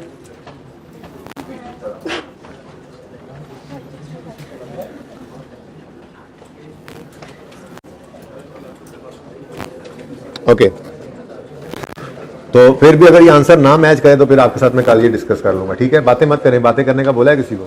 भाई आपने टेस्ट दिया हुआ है? हाँ दिया है। ID बोलो ऊंचा सा, चेक करो भाई। The following is an extract from financial statements of Caribbean limited on 31 December 2014। Property plant equipment, cost given है, लैंड एंड बिल्डिंग इकट्ठी की हुई है, कॉस्ट गिवन है, एक्यूमुलेटेड डेप्रिसिएशन गिवन है और बुक वैल्यू गिवन है 31 दिसंबर 14, ठीक है। 31 दिसंबर 14 का ये डाटा देकर, और रिक्वायरमेंट है नोट बना दो PPE का 31 दिसंबर 15 के लिए, तो फिर ये 1 जनवरी 15 के ओपनिंग बन जाएंगे हमारे पास, ठीक है, सही है। अच्छा, इसके अंदर ना मैं पूरा सवाल नहीं करवा रहा, जाहिर सी बात है वर्किंग ही करूंगा, जो डिस्कशन वाली बात है। वैसे तो ईयर एंड रिवैल्यूएशन कर लेने के बाद अब इसमें कोई जान नहीं बची कि आपके मुकाबले में ये सवाल आ सके, ठीक है ना। लेकिन फिर भी क्योंकि अब टेस्ट तो हो गया, डिस्कस तो करना ही है, ठीक है। तो नोट आप बनाएंगे जी, अलग अलग ही करना था, इधर देखें। अच्छा देखें, किसी ने इकट्ठा किया तो वो गलत नहीं है, लेकिन इकट्ठा करने में वो गलती जरूर कर देता है।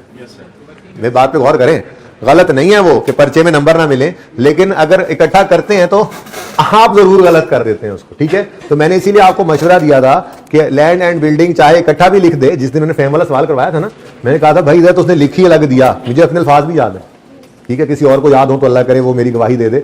मैंने कहा था कि फैम वाले सवाल में, इस सवाल में तो इन्होंने अलग ही लिख दिया, इकट्ठा भी दे तो आई वुड सजेस्ट कि अलग अलग कर लेना, ये मेरे अल्फाज थे। इससे गलती के चांसेस कम हो जाते हैं, ठीक है। बहरहाल Caribbean limited notes of financial statement for the year 31 December 15, note number 12, ऐसे ही मैंने लिखा, आपने कोई भी नंबर लिख दिया, और आगे है प्रॉपर्टी प्लांट एंड। ये ऊपर वाली 4 बोल्ड लाइंस के लिखने का एक नंबर था, छोटा सा नंबर लगा हुआ है, ठीक है। फोटोकॉपियर के पास सोल्यूशन आज पहुंच जाएगा, अपलोड भी हो जाएगा, ठीक है। तो ये सिर्फ एक नंबर इस 4 बोल्ड में लिखी हुई चीजों का था, यानी कि इसके भी मार्क्स होते हैं। ये ना लिखने वालों के 49 मार्क्स आते हैं, ठीक है, ओके। उसके बाद ये आपके सामने नोट की हेडिंग तो हो गई ना, यहां से हम चल सकते हैं अब आपके सामने। उसके बाद ये आपका फॉर्मेट है, ठीक है जी। Gross carrying amount, opening, addition, transfer, surplus, disposal, closing. थोड़ी सी तरतीब आगे पीछे होगी, माजरत, एडिशन आप बाद में लिख लिया करें, ठीक है ना। बहरहाल पहले भी लिखने को मसला नहीं है, तरतीब का कोई मसला नहीं है, तरतीब सिर्फ आपकी सहूलतों के लिए तरतीब है। जैसे मैंने कहा था, शायद आपको लिखवाया भी हो, start of the year revaluation हो तो हम क्या करते हैं, लिखवाया था ये स्टार्ट ऑफ द ईयर, कुछ जुमला वो पक्की बात है, मुझे असल में शक पड़ रहा है शायद मैंने दूसरी क्लास में लिखवाया, आपको नहीं लिखा, तो नहीं दोनों को, ठीक है अच्छी बात। Start of the year revaluation हो तो हम ट्रांसफर को ओपनिंग के फौरन बाद लिख लेते हैं, और एंड ऑफ द ईयर हो तो पहले डेप्रिसिएशन को लिखते हैं फिर ट्रांसफर को। ये कोई रूल नहीं है स्टैंडर्ड का कि फॉलो करना जरूरी है, ये आप लोगों की सहूलत के लिए एक छोटी सी एक जो है चोर रास्ता है समझ लो, क्योंकि ओपनिंग सामने पड़ा है उस सारे को ट्रांसफर करते हैं start of the year revaluation में, लेकिन अगर end of the year revaluation हो तो ओपनिंग प्लस इस साल की डेप्रिसिएशन दोनों को ट्रांसफर करना होता है ना, तो इसलिए फिर बाद में हमने डेप्रिसिएशन को रख दिया था। ठीक है, ये तो बात हो गई फॉर्मेट की, opening depreciation for the year, transfer, disposal और क्लोजिंग। फॉर्मेट में कोई ऐसी चीज नहीं है जो हमें परेशान करे, सही बात है, ऐसा ही है। अच्छा ये लाइन मुझसे ना गलती से लग गई, चलो मैं मिटा दूंगा सोल्यूशन में। अच्छा जी यहां तक को मसला बोलो। अच्छा अब बात करते हैं वन बाय वन अपनी एडजस्टमेंट्स की। सबसे पहले तो ओपनिंग बैलेंसेज हैं। Land and building 1500, plant and machinery 340, 500, computers 617, 800। ठीक है, लेकिन लैंड को हम अलग कर लेते हैं। अगर आप गौर करें तो एडजस्टमेंट 1 के अंदर डाटा गिवन था। ठीक है जी, क्या डाटा गिवन है देखें, on 31 December land and building were revalued to 1750, of this amount 650 related to land which had originally cost 500, which had originally costed होना चाहिए था, जुमला थोड़ा गलत हो गया। बहरहाल विच हैड ओरिजिनली कॉस्टेड नहीं इसका क्या मसला है विच हैड ओरिजिनली कॉस्टेड है ना, तो यार अब थोड़ा सा टाइम रह गया अब आने में, फिर ड्रामा उधर। तो 500 लैंड की कॉस्ट है, तो मतलब बाकी 1000 बिल्डिंग की कॉस्ट होगी, क्योंकि इस वक्त कॉस्ट पड़ी है ना हमारे पास, देखो उस पर लिखा हुआ कॉस्ट 31 दिसंबर। ठीक है, तो अगर लैंड की कॉस्ट 500 है तो फिर 1000 बिल्डिंग की कॉस्ट है, थाउजेंड्स में बात कर रहा हूं। ठीक है, ये सामने आ 1500, ठीक है ना। उसके बाद वो कह रहा है इसमें से फिर रीवैल्यू करके 500 वाले लैंड को ले गए 650 पे, फिर बाकी का 750 में 650 निकाले तो 1100, तो 1000 वाला जो बिल्डिंग 1000 वाली वो डेप्रिशिएट भी हुई होगी जाहिर है, और उसको उठाकर ले गए फिर 1100 पे। ठीक है, ये दोनों अलग अलग हो गए। ठीक है, रीवैल्यूएशन अलग अलग करनी ही है, आसानी है, आप लैंड को भी अलग अलग कर लें। तो सोल्यूशन के अंदर भी आपको यही नजर आ रहा था, मैंने लैंड को कर दिया अलग, बिल्डिंग को कर दिया अलग। लैंड की ओपनिंग कॉस्ट आएगी 500, बिल्डिंग की ओपनिंग कॉस्ट आएगी 1000। लैंड की ओपनिंग एक्यूमुलेशन आएगी, बोलो बोलो, लैंड की एक्यूमुलेशन कहां से आएगी, डेप्रिसिएशन वो जीरो होगी। ये सारी की सारी डेप्रिसिएशन फिर किसकी है, 3,40,500 सारी डेप्रिसिएशन बिल्डिंग्स की है। ठीक है, तो ये देखिए ओपनिंग लैंड अलग कर दिया 500 और बिल्डिंग्स की कॉस्ट ओपनिंग अलग होगी। ठीक है, सही है। ओपनिंग डेप्रिसिएशन इसकी कोई नहीं है, और 600, ये 600 था, कुछ गलती लग रही है मुझे।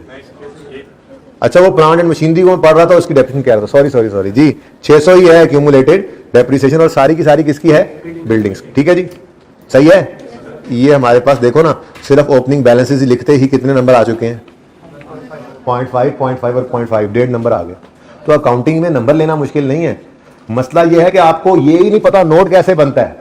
मसला ये नहीं है कि नोट बनाते हुए आपको ये नहीं पता चल रहा कि जी इस जो है वो सवाल में रेट मिसिंग कैसे निकालना है, या जो है वो हमें रीवैल्यूएशन के अंदर एक डेप्रिसिएशन हमसे नहीं निकल रही है, दोनों को ऐड नहीं कर सक रहे, या डिस्पोजल कोई एक आधी एडजस्टमेंट ना आना तो मसला है।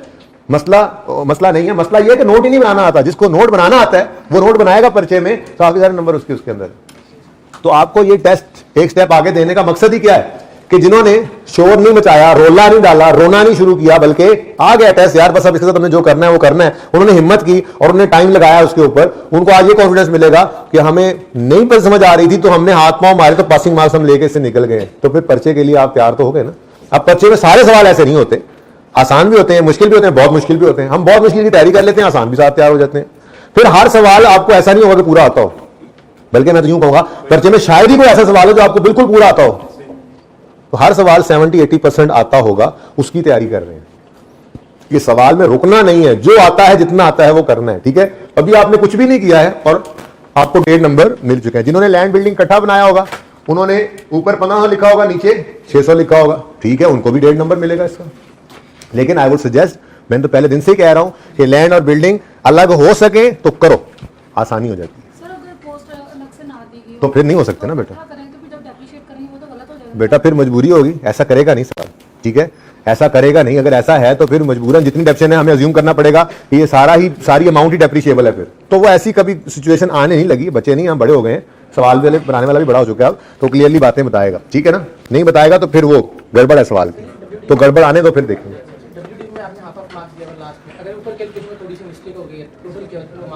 मैं अगर एग्जामिनर हूं तो मैं नंबर दूंगा, क्योंकि WDV का फॉर्मूला इंपॉर्टेंट है, फिगर इंपॉर्टेंट नहीं है। WDV का फॉर्मूला क्या है? Cost minus accumulated depreciation is equal to WDV। अब जिसने यहां पर लिखा हुआ है 1100 और नीचे डेप्रिसिएशन लिखते हुए उसने लिख दिया मिसाल के तौर पे 500, तो 1100 में से 500 माइनस करें तो कितना बनता है? 1100 में से 500 माइनस करें तो मैं अज्यूम कर रहा हूं फिगर, 1100 कॉस्ट होती और 600 डेप्रिसिएशन उसने लिखी होती, तो 500 की WDV आ रही होती, डेप्रिसिएशन गलत है, असल बनती थी वहां पर फिगर 400, तो 1100 में से 400 माइनस करते तो आंसर बनता था 700। लेकिन नंबर मैं अगर हूं तो पूरा नंबर दूं, आधा तो उससे भी एक्सपेक्ट करेंगे उसको देना चाहिए, कि आधा क्यों देगा? फॉर्मूला तो सही लगाया, बच्चे ने कॉस्ट में से एक्यूमुलेशन को माइनस करके WDV लिखी है ना, तो ये फॉर्मूला इसके मार्क्स होने चाहिए, ठीक है। तो कभी भी रुकना नहीं है, परेशान नहीं होना, दलेरी से सवाल करना है, अकाउंटिंग के अंदर नंबर मिलते रहेंगे इंशाल्लाह, ठीक है जी। अब सवाल करा लूं आगे, ओपनिंग आ गए जी सारे, प्लांट मशीनरी ओपनिंग इसकी एक्यूमुलेटेड डेप्रिसिएशन, कंप्यूटर का ओपनिंग, और सिर्फ ये ओपनिंग्स लिखते लिखते हमें बातें मत करना यार। अब खड़े हो जाओ ना तुम, टेस्ट दे के भी खड़े हो जाओ, हाँ खड़े हो जाओ, इसको रास्ता दो यार, let him go behind the class, register लेके जाओ अपना, कल भी उधर ही खड़े होना है तुमने, याद रखना। ओके जल्दी करो, जल्दी, बाकी को तंग मत करो। ये तंग कौन हो रहा है? तंग कौन हो रहा है इधर? जल्दी करो, बाकी को तंग ना करो। ओके ये देखें जी सारे ओपनिंग बैलेंसेस आ गए, ठीक है, और इनके मार्क्स हैं आपके, कोई मसला यहां तक? अच्छा अब आगे बढ़ते हैं। अच्छा एडजस्टमेंट आसान थी, हाँ एक थोड़ी सी बात कह सकते हैं आप, सर आपने बड़ी जाती की, सर ये देखे ना आपने जो है वो कॉस्ट डिटर्मिनेशन करवा ली हमसे, डायरेक्टली एट्रीब्यूटेबल कॉस्ट दे दी हमने, इंट्रो पढ़ी नहीं हुई थी, ये तो नहीं कह सकते ना, बड़े बेसिक सा कॉन्सेप्ट है। चले बहरहाल, on 31 December the land and building were revalue to 1750, of this amount 650 related to land, ठीक है, remaining useful life of building was assessed at 40 years life उसने खुद दे दी है। जब खुद दे दी है तो फिर आपने रिमेनिंग लाइफ निकालनी नहीं थी, बिल्डिंग की दी है, लैंड के लिए जरूरत ही नहीं थी, ठीक है। अच्छा ये रिवैल्यूएशन की वर्किंग्स हुई पड़ी हैं, मैंने आपके लिए वर्किंग्स बिल्कुल वैसे ही की हैं, ठीक है, जैसे आपको क्लास में करवाता हूं, ताकि आप इस सोल्यूशन को देखें। तो होमवर्क के अंदर आज दूसरा होमवर्क क्या होगा, इस टेस्ट वाले सवाल को दोबारा करना है, सोल्यूशन ले जाइएगा फोटोकॉपियर से, ठीक है, या इनसे अपने वो जो ग्रुप में है उसमें आपने वो करवा लेना व्हाट्सएप पे, ठीक है। ये सोल्यूशन आपने देखना बाद में, एक बार डिस्कशन के बाद जो मैं कर रहा हूँ डिस्कशन पूरी ट्राई कर देनी है, ओके। अच्छा ये देखें जी 500 का लैंड था 31 दिसंबर 14 पे, 31 दिसंबर 15 तक भी ये इतना ही रहना है, क्योंकि डेप्रिसिएशन तो लैंड की होती नहीं है, ठीक है। अब ये 500 की एक्यूमुलेटेड 500 की WDV है, 650 पे इसको लेके गए तो सरप्लस आ गया 150 का। अब ये आसान ही बहुत है, लैंड के अंदर तो और कुछ होना नहीं है। अगर आप सोल्यूशन की बात करें नोट के स्टार्ट में आकर, तो ये 500 का लैंड नजर आ रहा है आपको, ठीक है, इसमें 150 का सरप्लस डाला और ये सिंपली 650 पे चला गया, इसकी डेप्रिसिएशन वगैरह होती कोई नहीं, यही इसकी बुक वैल्यू आ रही है, क्लियर है। इस लाइन को छोड़ दे, ये भी एक नंबर मैंने रखा हुआ है इसका, ठीक है, वैसे रखा नहीं हुआ इसका नंबर, मैंने निकाल दिया था क्योंकि ये बात बताई नहीं हुई है क्या है, ये पिछले साल की क्लोजिंग या इस साल के ओपनिंग की डिफरेंस है WD, फिलहाल इसको छोड़ें, फिलहाल, ठीक है जी। लैंड की होगी रिवैल्यूएशन, अब बिल्डिंग की रिवैल्यूएशन की सेम वही वर्किंग,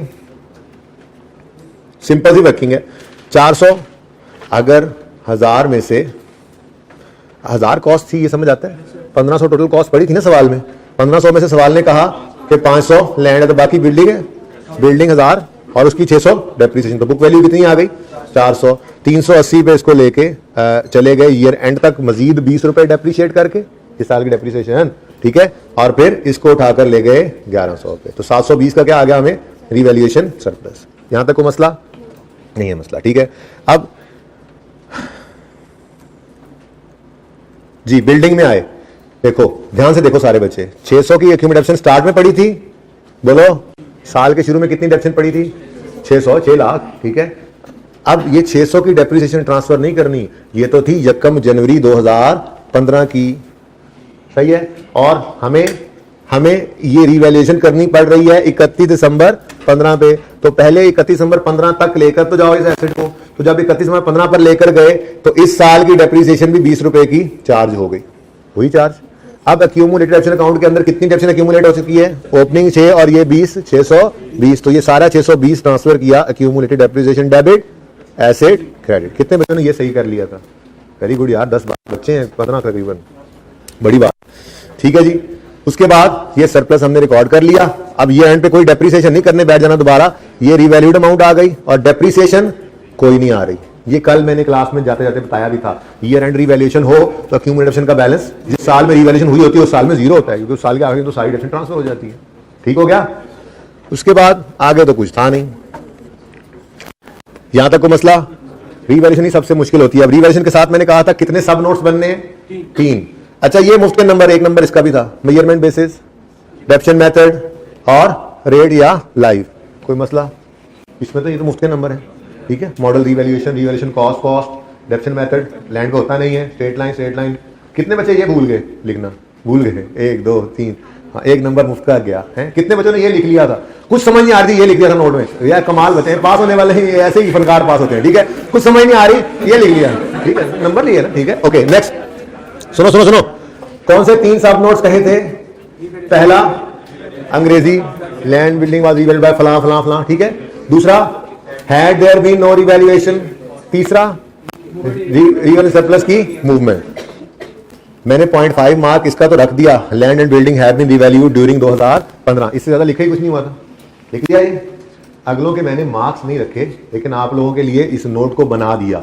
वजह क्या है? मैंने आपको क्लास के अंदर ये सब नोट्स बनवाए नहीं हुए थे, तो फिर इनके मार्क्स रखना आपके साथ ज्यादती होती, तो मैंने मार्क्स नहीं रखे इसके। आपके पर्चे के अंदर जिसने ये नोट्स नहीं बनाए कोई मसला नहीं है, उसके मार्क्स नहीं डिडक्ट होंगे। ठीक है, लेकिन आज आपने इनको भी बनाकर चेक करना होगा। ठीक है, तो मैंने देख लिया लैंड और बिल्डिंग को, जैसे कल के सवाल के अंदर अलग अलग रखा फैम वाले में, इस सवाल के अंदर भी सोल्यूशन में अलग अलग रखा हुआ है, आप इसको अलग ही रखेंगे। ठीक है, had there been no revaluation, और मूवमेंट को मैंने माजरत में भूल गया, इकट्ठा बना दिया। आप इस मूवमेंट को भी अलग कर लें, कल अलग अलग किया था ना, कल अलग अलग किया था ना फैम, तो क्या मसला अलग करने में? लैंड को अलग कर लें, ओपनिंग 0 150, ट्रांसफर कोई नहीं, क्लोजिंग 150।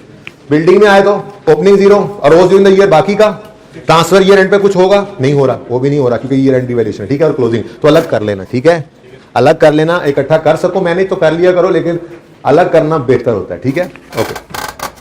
तो रिवैल्यूएशन अगर होगी तो ये 3 सब नोट्स लाजमी बनेंगे। ठीक है, आपने बनाने सीखे हैं, सोल्यूशन आपको मिल जाएगा, जैसे भी आप लेना चाहें मैं फोटोकॉपी पे भी रख दूंगा और टीए को भी अवेलेबल होगा। ठीक है, लेकिन आपने पहले सवाल सारा करना है और फिर इसकी तरफ आना है। अच्छा, आखिरी 2 एडजस्टमेंट्स देख लें।